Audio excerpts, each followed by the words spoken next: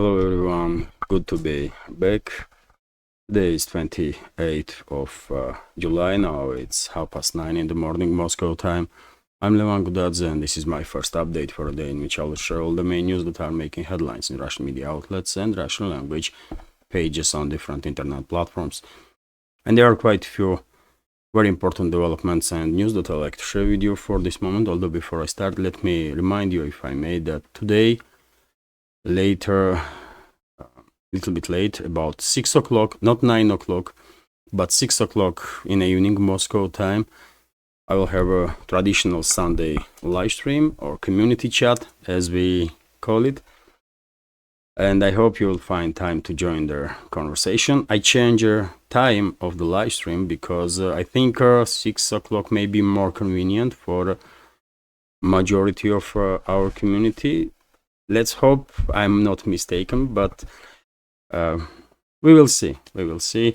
So today evening, 6 o'clock, live stream, community chat, and I have something to share with you, some ideas, and I hope you will have some questions, some topics to exchange opinion on, and it's gonna be good fun as always. So that's been said, let's talk about news now. And dear friends, thank you very much for your kind words. Yesterday, I had a day off, and many members of our community commented on community page, on Telegram, and shared their warm words, kind words. So I'm grateful for this attention. Thank you. And let's talk about news now, and let's start with the RIA Novosti's report that unfortunately during the night time, Kiev regime managed to successfully strike yet another energy facility in Russian territory, in the Kursk region to be more precise. Oil depot was hit, and 3 reservoirs caught on fire, and emergency services are working now on the area, on the spot, to deal with this emergency situation. This morning, Russian media didn't report it if there was any casualties during this strike, but we have information that 82 emergency workers are working on the spot to deal with this emergency, and 32 different type of special equipment also. Well, Kiev regime continues to strike Russian energy facilities, and Russian respond. We know what will be Russian response, and it will not take long before Kiev regime will also find out. Also, Interfax reported yesterday, by the way, that unfortunately Russian Su-34 Frontline bomber crashed in Volgograd region. Investigation is underway to find out what was the cause of this accident, although pilots managed to eject and they are safe. So this is main point in this information. Planes can be built, but life is precious, so pilots are okay.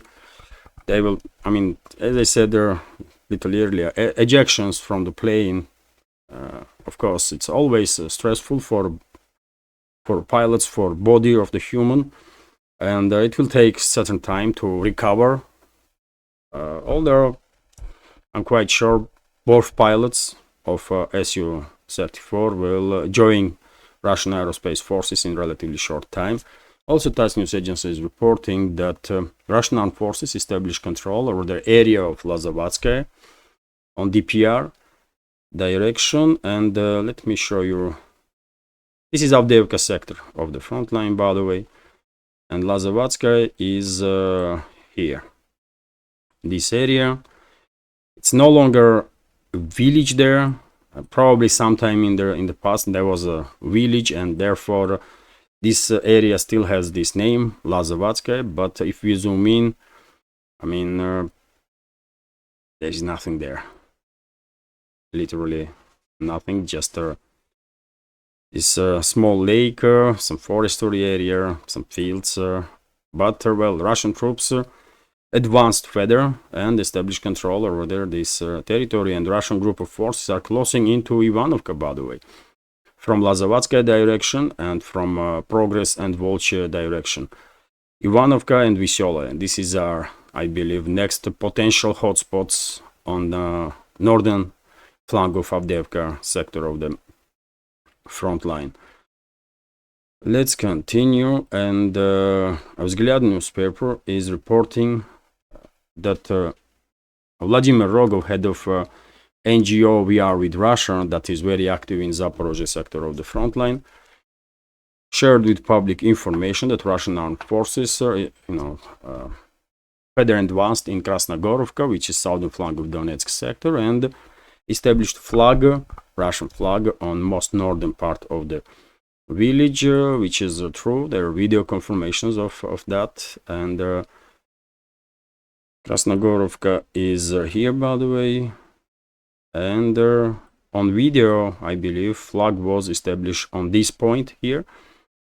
And if you take a look at the map, by the way, well, one may argue that main part of Krasnogorovka is under full Russian control now. Formally, this area, by the way, is also Krasnogorovka, and this one also. And therefore, until Russian troops will liberate these territories also, we cannot say that entire Krasnogorovka is under Russian control, but main part definitely is. This is the main part, and I remind you, dear friends, that Krasnogorovka was one of the most fortified areas of the Kiev regime, which was built as a fortress since 2014. And well, we are nearing into a point when entire Krasnogorovka in its entirety will be liberated. Although main part is clearly under full Russian control now, which is a big deal, undoubtedly. This is a big success on sectoral scale for Russian armed forces, and also big hit on Kiev regime's forces in terms of psychology, at least.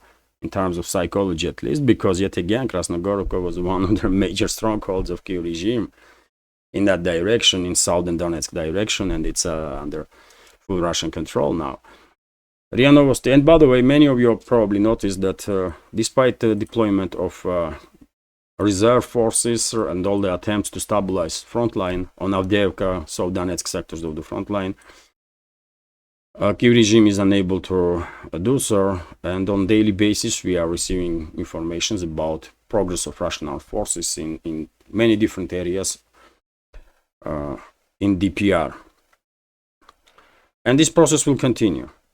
Even though Russian side is using active defense strategy, whenever at some point Kiev regime's defense lines are collapsing, of course Russian troops are moving forward, and we should not expect the so-called arrow offensives right now, not until Kiev regime forces will collapse all along the front line, but we are definitely closing into that point when domino effect will take place, and Kiev regime defense lines, Kiev regime's forces will start collapsing from Zaporozhye sector up to northern one, up to Kharkiv direction. Same would happen in Kherson, but in Kherson sides are divided by river, so therefore there is not really close combat, as intense close combat in Kherson direction as on other sectors because of this river, the Dnieper river. And only areas where right now close combat is taking place in Kherson direction is islands on the delta of the Dnieper river and on the river itself. Let's continue now. And well, this is very important news. Also, RIA Novosti is reported, based on its sources in Russian security services, that Kiev regime is using airfields of the third countries, NATO member state countries, to locate its airplanes, and those airplanes are flying into Ukraine for refuel, for rearmament, and they are conducting operations and going back to these third countries. And this is done according to sources of the RIA Novosti, because Kyiv regime and their allies in the NATO are thinking that Russia will not target NATO air bases. This is a very dangerous game that Kyiv regime is playing, and NATO with the Kyiv regime. And because information was published on RIA Novosti, which is a state-run media, by the way. RIA Novosti is a state-run media. And because this information was published on RIA Novosti, that may be warning, that may be seen as a warning or indicator that Russia is about to take action against these third countries, against airfields that are directly involved, airfields or any other military facilities in any third country that is directly involved in military operations against Russia. Maybe this is just a warning, or maybe this is an indicator that some actions are about to be taken by Russian side. So this is very important. This is very important. We all remember that Russian high-ranking officials several times stated that if Kyiv regime will start using airfields from third countries, those airfields will be seen by Moscow as legit targets. So let's see. Well, let's see what is going to happen. But I don't think RIA Novosti will publish this information based on its sources. There's no names being said here. Just unnamed sources. I don't think this information was published randomly. Once again, especially if we take in account that this is state-run media. Like Interfax is independent media outlet, or Vzlyad is independent media outlet, or Kommersant and many other media outlets that I'm referring to during my updates. But TASS news agency and RIA Novosti news agency, they are state-run media. So this is a big deal for sure. And next news is from Vzlyad newspaper about an article that was published in New York Times about recent conversation between Austin, Lloyd Austin, head of Pentagon, and Andrei Belousov, Russian defense minister. I translated this information, so let's go through it. On July 12, Defense Minister Andrei Belousov and U.S. Defense Secretary Lloyd Austin discussed Ukraine's upcoming covert operations against Russia in a telephone conversation. The New York Times reports, according to newspaper, the Russian side allegedly intended to find out whether the U.S. had anything to do with the Kyiv's plans, while the Pentagon allegedly was not aware of the Ukrainian operation, although it took Moscow's warning so seriously that it contacted Kyiv and urged it not to carry out their operation if such plans existed, TASS reported. The publication, New York Times, points out that Ukrainian leadership does not always share plans for upcoming military operations with the US, which causes discontent in Washington. Earlier, the head of Russian Foreign Intelligence Service, Sergei Narishkin, announced that the CIA was conducting covert operations in Ukraine and against Russia. And by the way, Pentagon maybe not really informed about all the actions that Kyiv regime is taking, although it is hard to believe, but CIA definitely is involved. Langley is definitely involved, and therefore I don't know what kind of warning Russian defense minister issued to the US side, but they should listen. They should listen before it's not too late. That's my take on it. And yet again, it is important to highlight that US state institutions are basically acting.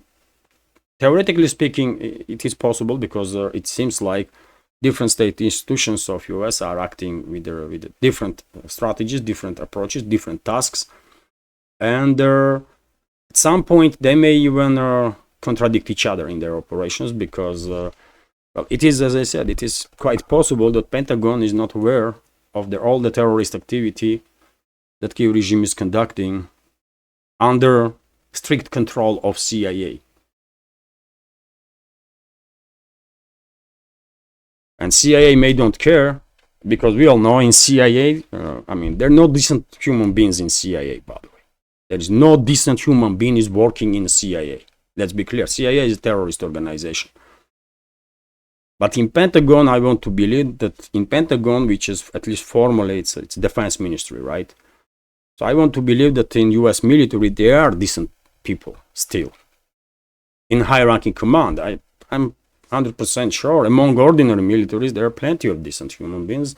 But in high command, at least a few people have to be decent ones. And I'm not talking about Lloyd Austin, by the way, this mass murderer. I'm talking about some other people. So interesting information. Of course, there is no way to confirm or deny this report of New York Times. But well, it is possible that Pentagon officials have no idea what kind of war crimes CIA is organizing by using their proxies in Ukraine, like Ukraine's SBU, State Security Service, or main intelligence directorate of the Ukrainian Defense Ministry.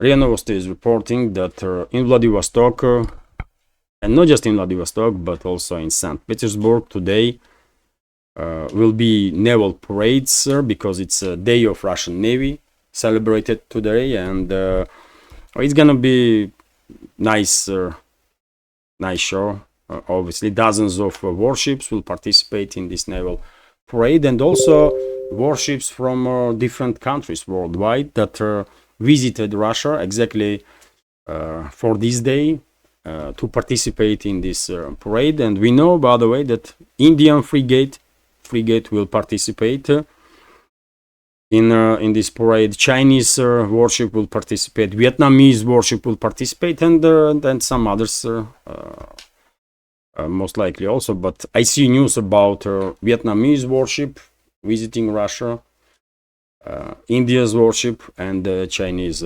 warship. And we also have information from TASS that commander of Chinese Navy is in St. Petersburg. He had a dialogue, he had negotiations with the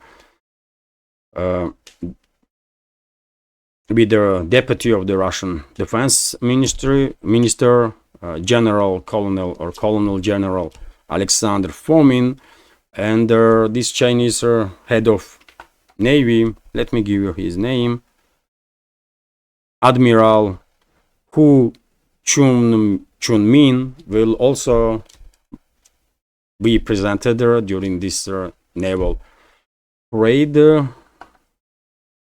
which is interesting. It's good, by the way, and I like to see that it's not just Chinese warship is participating, but also India's warship, because to me personally, and I believe for Russia, it is extremely important to maintain strategic relationships with both countries, with China and India,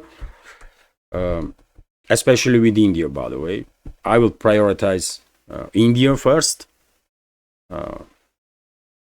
maybe because I have some, much bigger sympathies to India than China, although I have nothing against China, obviously. Also, I mean, they are partners of the Russia, good partners, and it's great. But India, I see India as a friend of Russia, so there is difference, isn't it? There is partners that we have some business together, and there is India, which we see as our friends. So it's a big difference, really. So therefore, I'm glad that India's warship, this one, by the way, India's Navy's stealth frigate INS Tabar, is also in St. Petersburg, and will participate in this naval parade. They're nice looking warship, by the way, I can tell you. Yeah. So yes, that's been said. Let's continue. And it is also nice to know that Vietnamese warship is also visiting Russia. We only remember, isn't it, that Russian President Vladimir Putin just visited Vietnam a couple of weeks ago. So it's good to know that relationships between Moscow and Hanoi are also on top level. And before I continue, dear friends, let me remind you, if I made, that this small media project of mine with several channels on YouTube, Rumble, Telegram, is completely subscriber funded, and I will be immensely grateful if you will also consider to support this project and my work with donation through PayPal or Boosty, or by subscribing to my Patreon page. Or if you have some issues with Patreon, then on Boosty page you can not just donate from Boosty, but also subscribe to the page, and I have some bonus videos there, also bonus content. And although of course Patreon page is much more developed, and unfortunately a few days ago few members of our community left from Patreon. I'm grateful for them for their support, but I do understand perfectly well that some members of our community can support for months, some may support for 3 to 5 months, some may support as long as I'm making content. Everyone has different financial situations, so I understand this. Little bit sad still because 2 members left community, but very grateful to them and to everybody, obviously, to all community on Patreon, and to entire our bigger community for support and attention. And well, maybe we can reach 150 once again, dear friends. I was hoping that before end of this summer we will somehow reach 200 members on Patreon, and that will be great relief, by the way, for me personally, because I really tired being on this surviving mode constantly. I mean, it's exhausting, man, psychologically. And just imagine my reaction. I was hoping maybe we have new member when I open Patreon and I see that it's not more, it's less now. But anyways, all the links, by the way, all the links are under this video in description box to PayPal, Boosty, Patreon. And when it comes to subscription, monthly subscription, by the way, starts from $5 on Patreon, for example. It's not really that much, but if more people will subscribe, of course, it will make a huge difference to me, to this project of mine. So yes, all the links under this video in the description box and in the pinned comment. Let's continue. And TASS News Agency's report here about yesterday's strikes on Golan Heights, Israeli occupied Golan Heights, which is a serious territory, by the way. And according to some reports, Hezbollah launched more than 100 missiles towards positions of Israeli defense forces in the Golan Heights. And there was reports that stadium was hit by missile or missiles, and there was a big number of casualties among civilians, according to reports. 12 people died, many more are wounded. And even though Hezbollah claimed that it didn't target this stadium area, and it was a missile of air defense system of Israel that failed to hit its target in the air, then fell in area of that stadium, Israel is blaming Hezbollah, of course.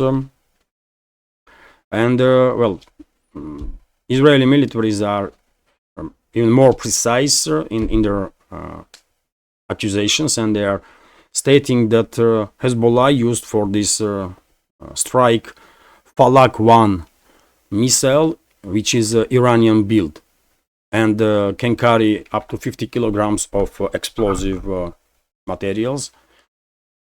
So I don't know what happened, but unfortunately civilians were hit. That's tragedy, of course. And well, now after this incident,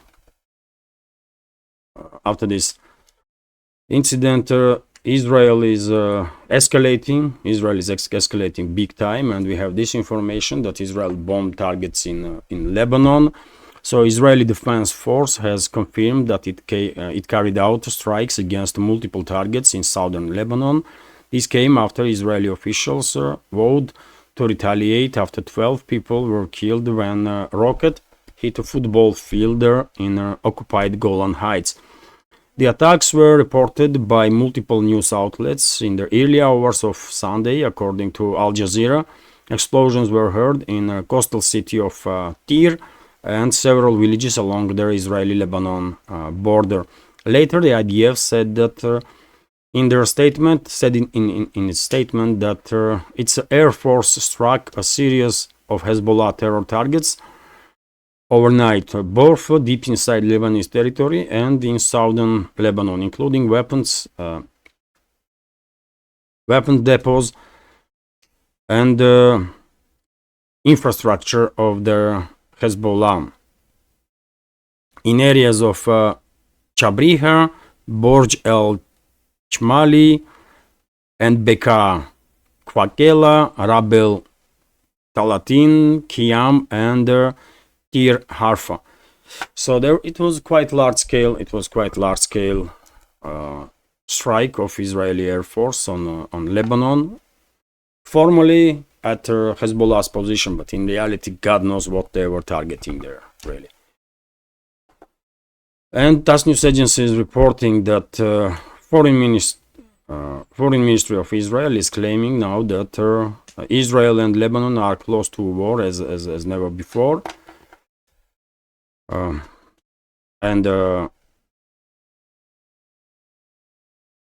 Israel is closing into a full-out war with Hezbollah, yet again without direct military assistance of US and other NATO member states. I don't think Israel will dare to attack, dare to start full-scale war against Hezbollah. IDF is just not capable to defeat Hezbollah. I mean, they just cannot do this. But we cannot rule out possibility that Pentagon will get involved, some other NATO member states, and that can embolden, of course, Netanyahu's government to provoke full-scale war with Lebanon and Lebanese Hezbollah. But alone, one-on-one, IDF is no way in a position to defeat Hezbollah. It's just not possible. It's just too clear. To me personally, it's very clear. TASS news agency is also reporting that ambassador of Iran in Lebanon called refuted basically. Ambassador of Iran in Lebanon said that Israel is lying about these strikes, and this ambassador also said that Iran's position is still based on these three no's in current developments. First no is that Iran is not expecting Israel to go on full-out war against Hezbollah. So that's no. Also, Iran don't want further escalation in the region. It's exactly the opposite. Iran wants the escalation. So Iran is against war. It's a second no to the war. And thirdly, Iran is not afraid of escalation if it happens. That's a third no. So if escalation happens, does Iran afraid that? No. Iran is ready to take action at any time. So that's the I guess position of Tehran in this particular case. And the Iranian ambassador basically confirmed what I just said, that it's highly unlikely that Israel will start all-out war against Hezbollah alone. If they negotiated with Pentagon, with Washington, London, Brussels, that NATO member states will join Israeli military action against Hezbollah, that's a whole different story. But alone, IDF is no way in a position to achieve anything against Hezbollah. They have, yes, IDF has air superiority, 100%, but IDF had air superiority in 2006, that was, isn't it? If I remember correctly. Last time Hezbollah and IDF went in large-scale confrontation, and that was defeat for Israeli armed forces. That's how world sees that episode, as a defeat of Israeli armed forces. And since then, Hezbollah become much more capable, political and military organization. You cannot even compare. So therefore, yes, only way Israel will further escalate is if US is getting involved and some other NATO member states. Those other NATO member states don't really matter. They're not really military power, but US is military power. So it is important. And by the way, in this campaign against Iran, against Lebanon, against Iran, Israel is creating now some additional headlines, additional waves to demonize Libya, Lebanon, Iran, and they come up with a statement that Iran is behind French rail sabotage ahead of Paris Olympics. So Iran orchestrated last week's attacks against France's high-speed rail network, which paralyzed traffic ahead of 2024 Summer Olympics in Paris. Israeli Foreign Minister Israel Katz said on Friday. And by the way, this is all BS. I'm 100% convinced this is all BS. Israeli high-ranking officials cannot be taken seriously, man. Let's be clear here.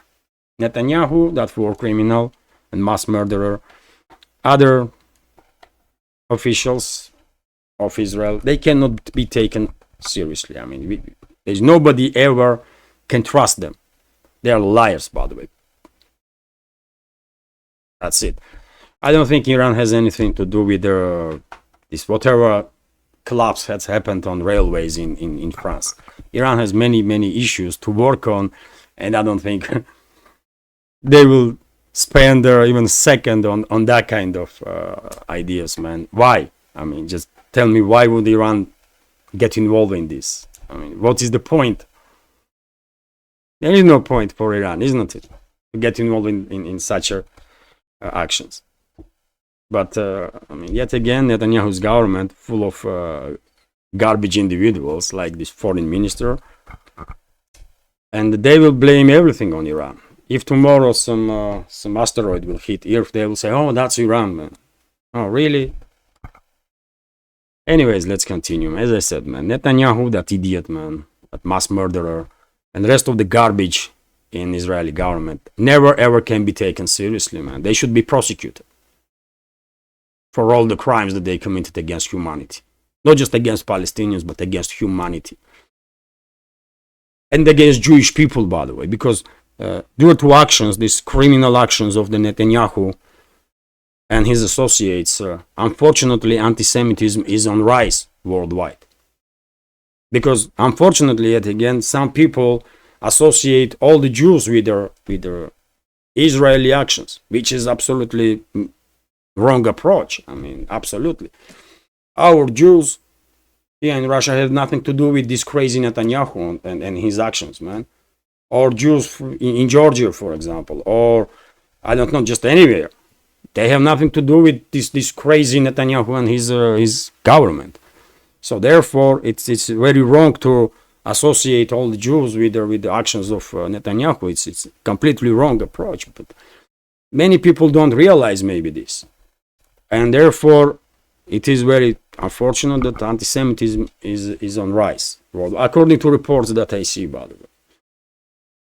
So Netanyahu and his associates should be prosecuted for crimes against Jewish people, against Palestinian people, against humanity as a whole.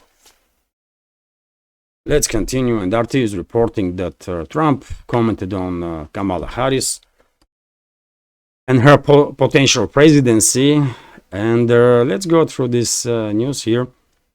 Should Kamala Harris win the US presidential elections, major wars in the Middle East and maybe a third world war will break out. Former president and Republican candidate Donald Trump has claimed that Trump has repeatedly accused Harris and President Joe Biden of dragging the US towards a global conflict. Speaking ahead of a meeting with Israel Prime Minister Benjamin Netanyahu on Friday, Trump vowed that the Israel-Hamas war would work out and very quickly if he were to return to the White House. If we don't, you are going to end up in a major wars in the Middle East, he continued, and there may be a third world war. You are close to a third world war right now than at any time since the Second World War. We've never been so close because we have incompetent people running their country. Well, I mean, there's so much to unpack here, isn't it?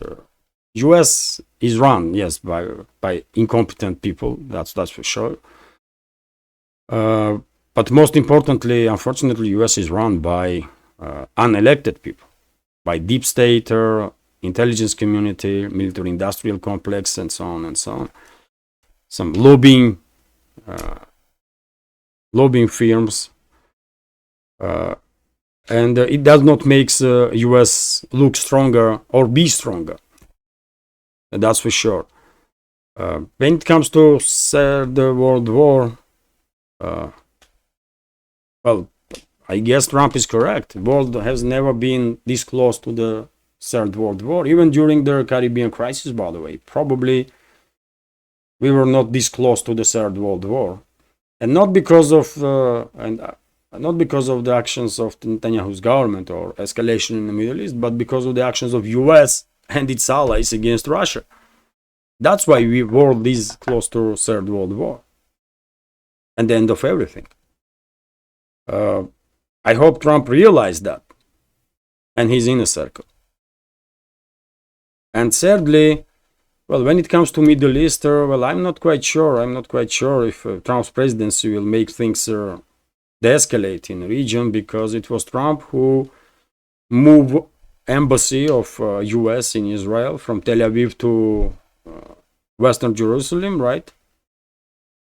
He was in full support of whatever Netanyahu was doing.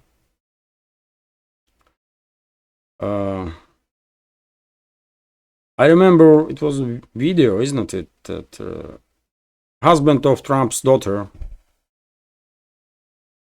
while he was talking about Palestine, correct me if I'm wrong, but I believe that was a husband of Trump's daughter, when he was talking about Palestine as some kind of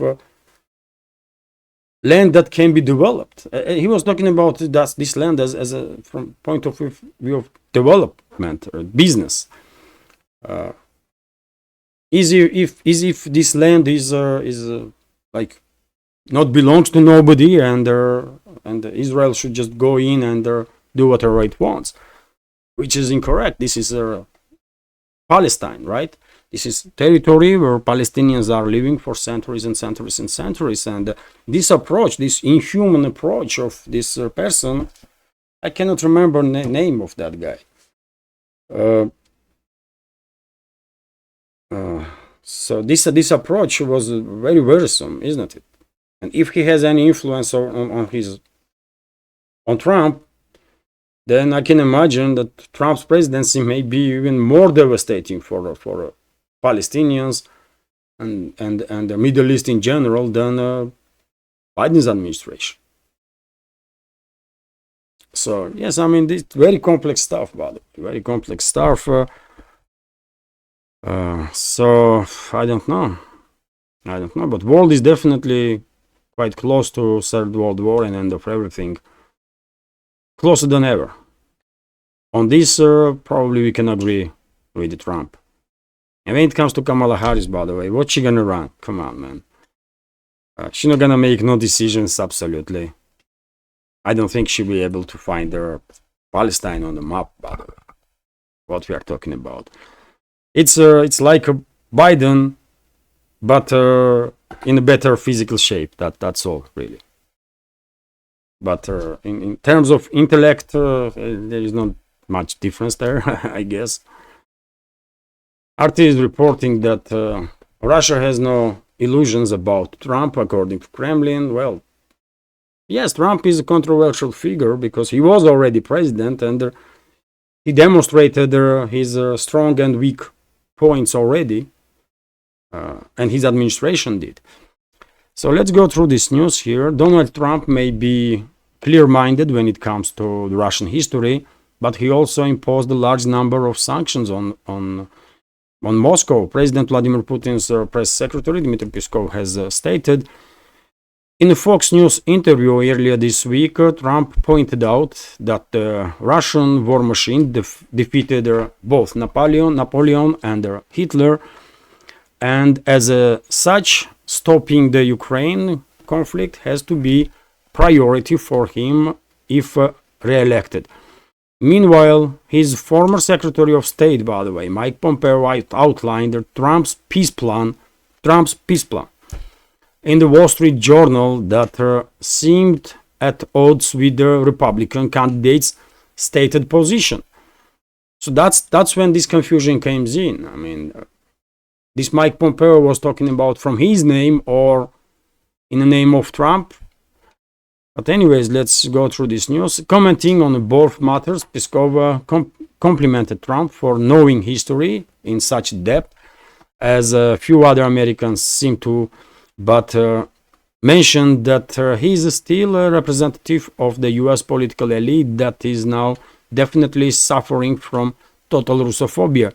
Of course, and then quote, of course, we saw this article and various other statements. We have never worn rose-colored glasses, Peskov told reporters. The Kremlin press secretary reminded reporters that the US introduced a huge number of sanctions against Russia during the Trump's presidency. So there is not much of a difference between him and other American politicians from Moscow's standpoint. He shows a little more wisdom in terms of maintaining channels of dialogue, but this does not have much of an influence on anything, Peskov concluded. Mike Pompeo, by the way, in his op-ed, blamed the Ukraine conflict on the weakness of the current US president, Joe Biden, and accused him of leaving Ukraine without their means to win and having no strategy for victory. According to former State Department head, a plan for peace through strength would involve revitalizing the US economy, imposing real sanctions on Russia, creating an anti-Iranian bloc in the Middle East, revitalizing NATO, and giving Ukraine $500 billion worth of Lend-Lease military equipment while lifting all restrictions on its use. So that's Pompeo's plan or Trump's plan, I don't know, but $500 billion worth of weapons to Kiev regime. Wow. Okay. So by the way, you can understand probably why Russian side is quite skeptical about US political class in general, because this person, by the way, I don't know if he will be member of Trump's cabinet if Trump is re-elected, but this idiot used to be Pompeo. Mike Pompeo used to be head of Pentagon, right? And then CIA. This stupid bitch, Mike Pompeo, was head of Pentagon and CIA. So, I mean, what we are talking about, man. The US is finished, by the way. Unfortunately, US as a republic is finished. Without a true revolution, I don't think US citizens will ever be able to regain control over their country, because look at the people that are running the show, running the strings, or pulling the strings in US, man. People like Pompeo and the rest of the garbage, you know. And people that are behind them, that are always in shadow, and you'll hardly ever know names of those. So I don't know, man. I don't know how you're gonna survive with such leadership, such idiots in leadership like Pompeo. He's openly saying now how idiot he is that he's openly saying that. I mean, what 300 billion did not do, but 500 billion will do. You idiot! There will be no people in Ukraine left to take a AK in its in arms. But they don't care. They will continue this proxy war against Russia until last Ukrainian. And this is not an exaggeration, by the way. That's how much they don't care about anybody in Ukraine. Let's continue. And well, Peskov also spoke about opening of Olympic Games, by the way. He commented, press spokesman of the Russian president, he commented on opening ceremony of Olympic Games. Probably he was asked about it, otherwise why would he even touch up on that subject? And he said that at certain points this Olympic opening ceremony was just disgusting. Just disgusting. And it's good that opening ceremony was not broadcast in Russia, because certain episodes in that opening, it goes against Russian law. In Russia there can be no propaganda of some certain movements that is very much welcomed in the West, due to propaganda of the globalists and the rest of the, And I did not watch this opening ceremony, by the way. I'm not gonna watch nothing about this Olympics, but on Telegram, on YouTube, there are some fragments and people are outraged, by the way. Many people in the West, in the East, or in the South, North, everywhere. People with traditional values, with dignity and decency. Good people, by the way, are many good people who watched that opening are outraged because it was a mockery of the Christianity. It was a mockery of the humanity. It was a mockery of the human values and values on which Olympic movement should stand on. It was disgusting. These few short fragments that I see, by the way, it was disgusting. This is most disgusting stuff that I probably see on in my life. I don't know. When it comes to sporting events. I mean, that's also my comment, by the way. I agree with Peskov, absolutely, man. It was a disgusting nonsense that was demonstrated as some sort of opening of the Olympic ceremony. Holy moly, man. This is not good, man. If this is the level where France is, then wow. It's just too bad, man. It's just too bad. Kommersant newspaper is reporting, and I will end this update on this news, that well, area of wildfires in Yakutia region of the Russian Federation, which is far east, of course, is more than 1 million hectares right now. 132 different wildfires are in a forest, and 52 settlements are experiencing some difficulties due to the smoke from these wildfires. Vast areas, obviously.